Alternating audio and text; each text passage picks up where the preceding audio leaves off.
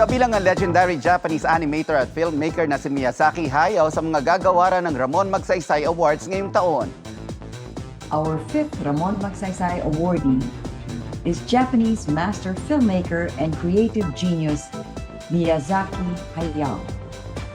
Ang parangal para sa founder ng Studio Ghibli dahil sa kanyang pagiging makatao para na rin sa commitment at devotion niya sa kanyang obra.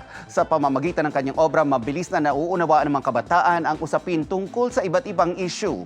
Kasama niya sa listahan ng awardees ang grupo ng mga doktor, educator at environmentalist mula sa Bhutan, Vietnam, Indonesia at Thailand. Ang Ramon Magsaysay Awards ang itinuturing na Nobel Prize ng Asia.